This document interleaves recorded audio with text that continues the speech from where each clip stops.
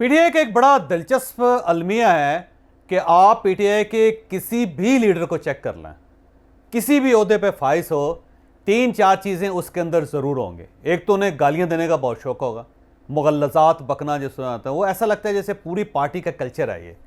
दूसरा ये है कि वो सिर्फ अपना जो बयानिया है, जो अपना मौक़िफ़ है, उसी को हकीकत समझते हैं। बाकी फैक्ट्स जितने भी अच्छे हों, जितने भी मजबूत हों, वो उसको एक्सेप्ट करने के लिए तैयार नहीं रहते।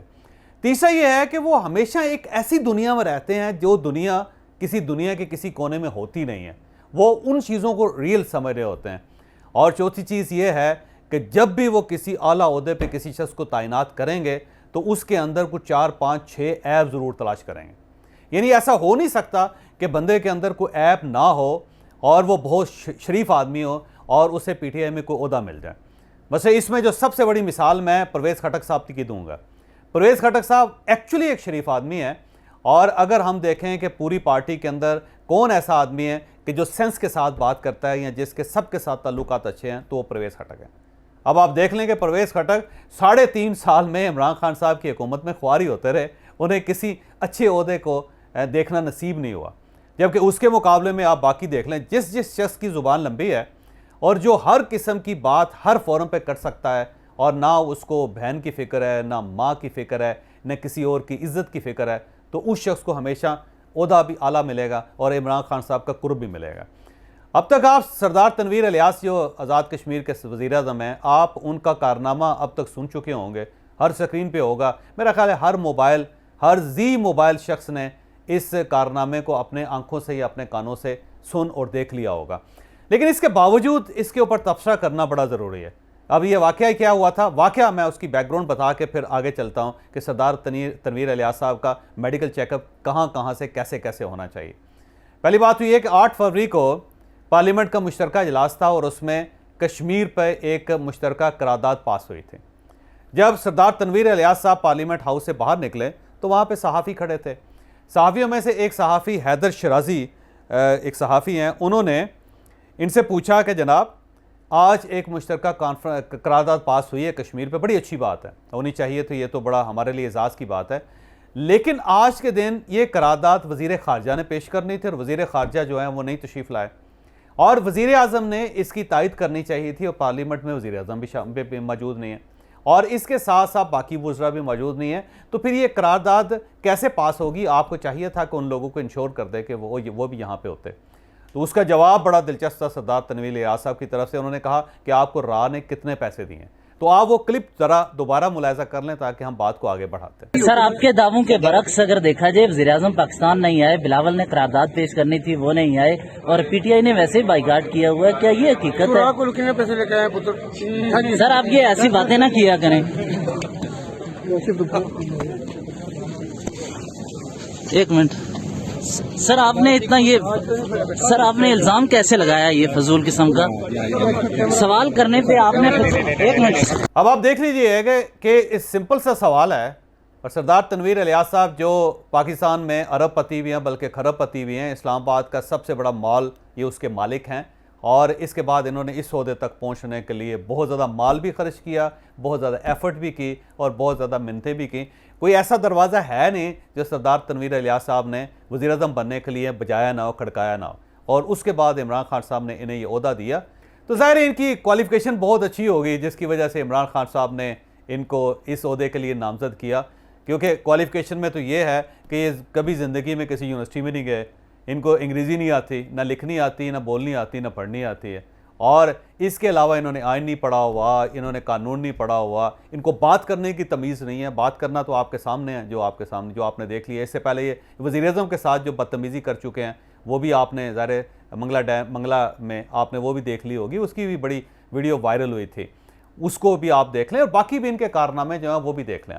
उसके बाद जो कहानी को हम आगे बढ़ाते हैं, फिर उसके बाद हैदर शराजी साहब से इनके स्टाफ के किसी शख्स ने रब्ता किया सरदार तनवीर इलियास साहब के स्टाफ ने, कि हमें यह पता चला है कि आप सरदार तनवीर इलियास साहब के ख़िलाफ़ FIR करवाना चाहते हैं, क्योंकि एक ख़बर गर्दिश कर रही थी कि सहाफ़ी अब पुलिस में जाके सरदार तनवीर इलियास के ख़िलाफ़ FIR करवाना चाहते हैं।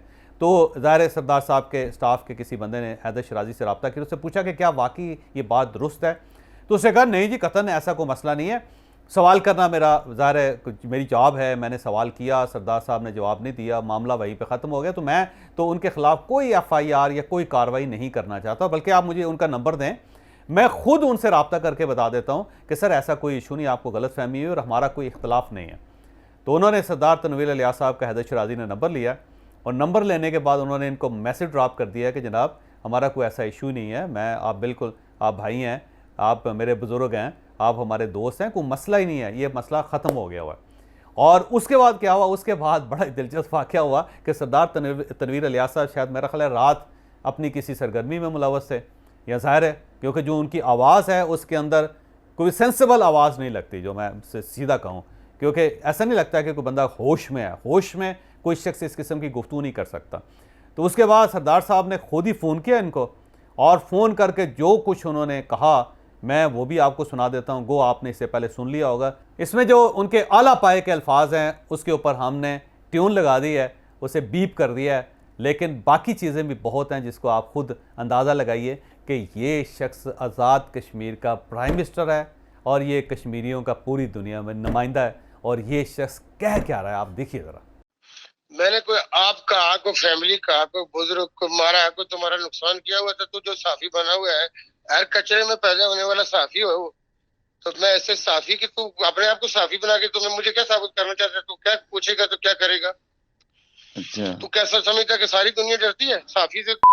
कचरे में जो वो भी साफी है, अच्छा, जिसको आफत की आलू पे नहीं आती वो भी साफी है। अच्छा, आप कहना क्या चाह रहे हैं? जो कहना क्या है, मैं कहना ये चाह रहा हूँ कि खोल के बोलो। तेरी जुर्रत, तूने मुझे मैसेज कैसे किया? अच्छा, ये रिकॉर्डिंग तनवीर इलियास, बात याद रख, तू सवाल कश्मीरी पूछे, होता तो तेरी घर है, तो गाली मत दो। मुझे मैसेज करके तू क्या पैगाम देना चाहता? तुम वज़ीर आज़म हैं, आप रियासत के सख्त अल्फाज इस्तेमाल ना करें और एहतियात किया करें, ठीक है? आपने सरदार तनवीर इलियास साहब की आला पाए की गुफ्तगू सुन ली। अब मुझे ये बताइएगा कि क्या आपको ये आवाज़ सेंसिबल लगती है? आपको महसूस होता है कि कोई आदमी होश में इस किस्म की गुफ्तगू कर सकता है?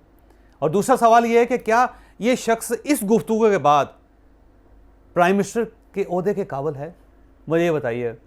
और अगर ये इस ओहदे के काबिल नहीं है तो फिर इमरान खान साहब ने क्या सोच के इस शख्स को आज़ाद कश्मीर का प्राइम मिनिस्टर बनाया?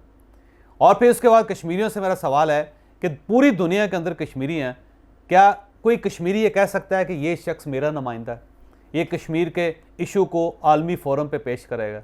मेरा दावा है कि आप इन्हें किसी फोरम पे, किसी बड़े नहीं बल्कि छोटे फोरम पे खड़ा करके इनसे सिर्फ इतनी रिक्वेस्ट कर लें कि आप 5 मिनट बोल लें बगैर रुके हुए, बल्कि इनसे ये कह दें कि आप कश्मीर पे ही बोल लें, बल्कि इनसे ये कहें कि आप का जो मॉल है सेंटोरस उसी पे गुफ्तगू कर लें 5 मिनट, और फिर इनसे रिक्वेस्ट करें कि इंग्लिश में बोलें, आप उर्दू में ही बात कर लें, सलीस उर्दू में, और ये भी नहीं चले आप कश्मीरी ज़ुबान में ही बात कर लें 5 मिनट। और ये शख्स अगर पूरे 5 मिनट कोई ऐसी गुफ्तगू जिसके अंदर सेंस हो, ऐसी गुफ्तगू जिसके अंदर कोई डाटा हो, ये कर ले, तो मैं आपसे मदद कर लूँ, मैं इसी कैमरे पे सरदार तनवीर इलियास साहब से माफ़ी मांग लूँ।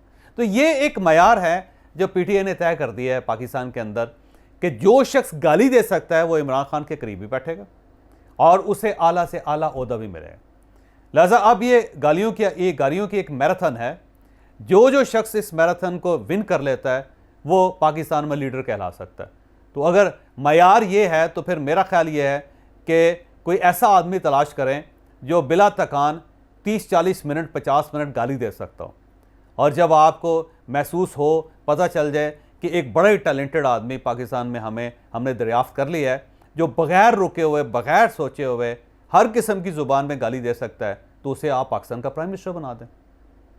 यही हो सकता है इससे आगे, और बल्कि उससे भी अगर कोई बेहतर ओहदा आपकी नज़र में होता है तो आप उसको बैठा दें। मेरा ख्याल ये है कि पूरी PTI के लिए ये अफसोस का मुकाम है कि आपने किस शख्स को कश्मीर का नुमाइंदा बना दिया और वो शख्स कर क्या रहा है। एक सहाफ़ी का सवाल, उस सवाल पे उसे राका एजेंट करार दे रहा है, चलो दे दिया आपने, ठीक हो गया, और उसके बाद रात को 2-2:30 बजे वो फ़ोन करके उस बंदे के साथ क्या कर रहा है। तो ये है PTI का पाकिस्तान, नेहा पाकिस्तान।